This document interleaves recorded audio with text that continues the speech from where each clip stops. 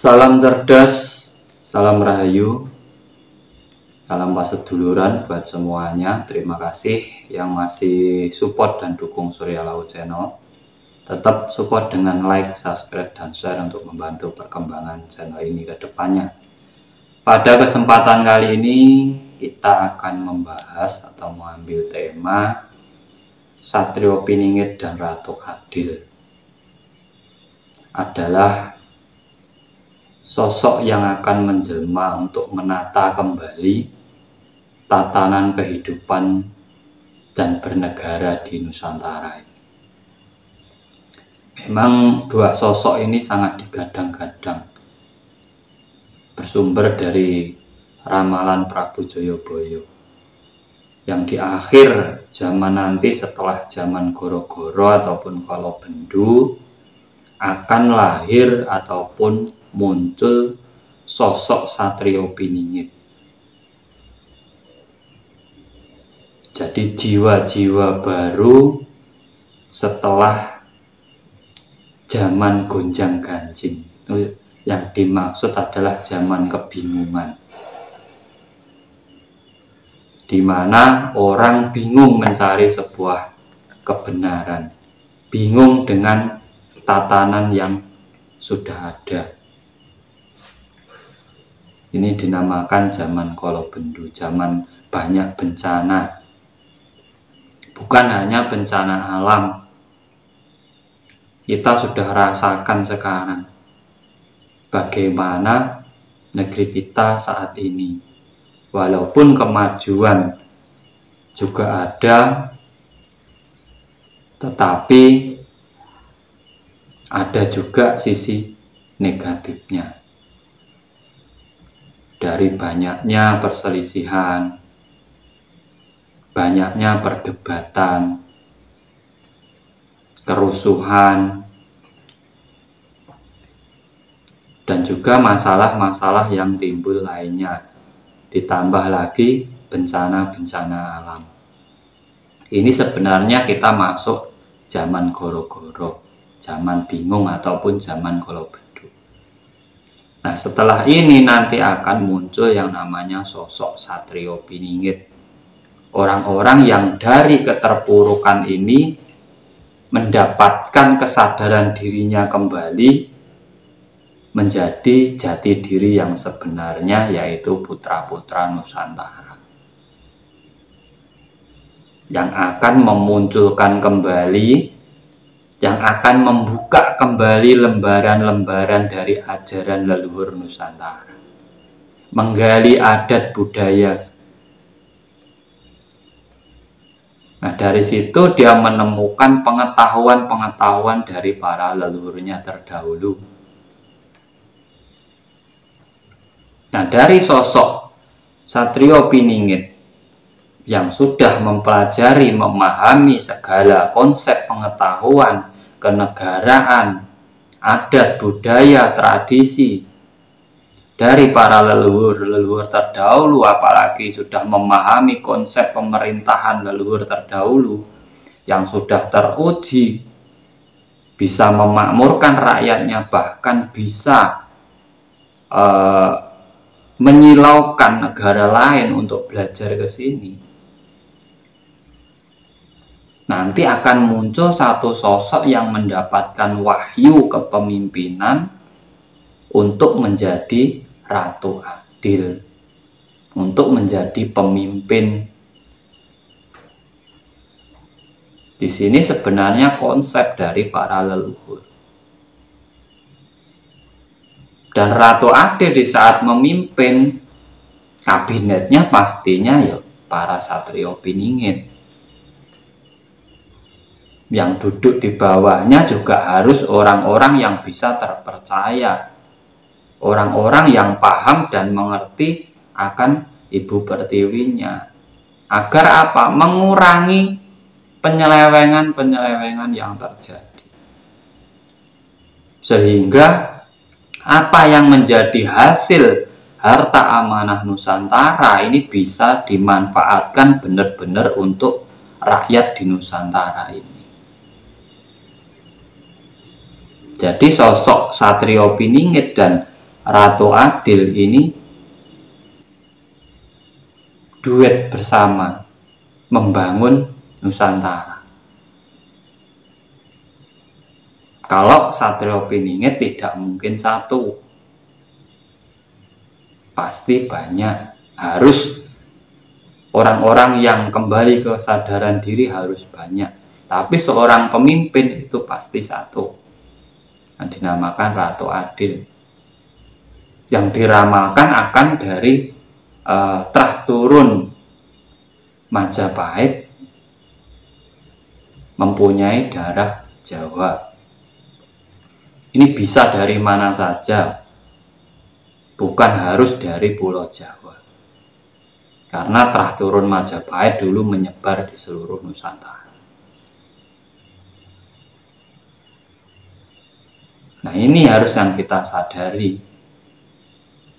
Mulai kita menyadari diri dengan adanya banyak bencana, banyak permasalahan, ini seharusnya kita introspeksi diri sebagai masyarakat.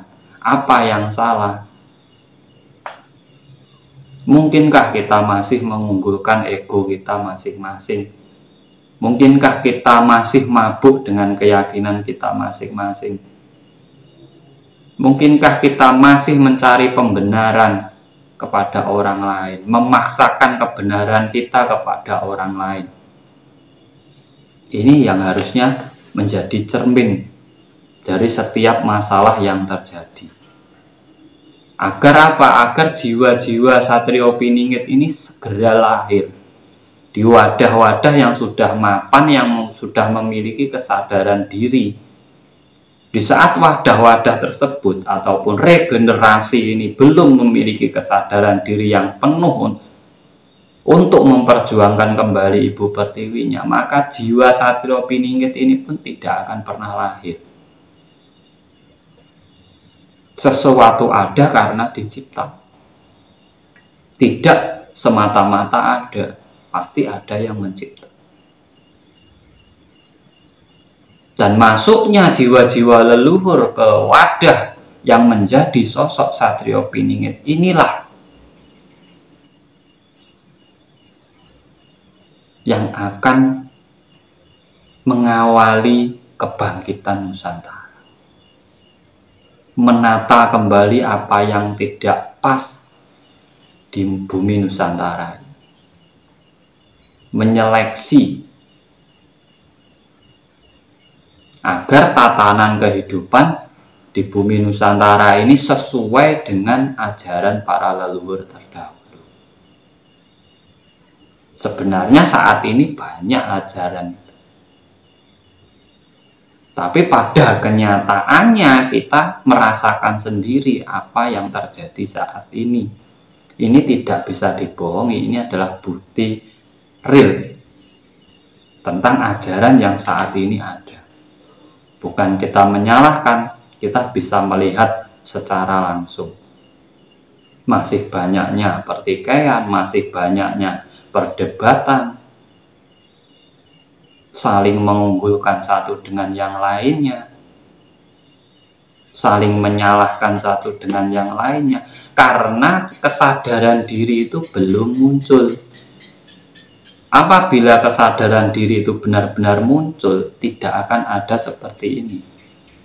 Bhinneka Tunggal Ika itu kesadaran diri yang tinggi untuk bersatu walaupun dari segala perbedaan. Jiwa-jiwa Pancasila itu harus tumbuh kembali, menjadi dasar pada diri generasi penerus untuk membangun sebuah negeri kembali ataupun sebuah bangsa. Orang-orang yang memiliki kesadaran, pengetahuan, dan menghargai para leluhur-leluhurnya bisa membongkar sejarah sebuah negerinya, maka di saat menjadi pemimpin, dia akan paham dan tahu dengan nasib para rakyatnya. Nah, disitulah apabila keadilan dan kemakmuran sudah tercipta, baru gelar Ratu Adil itu ada.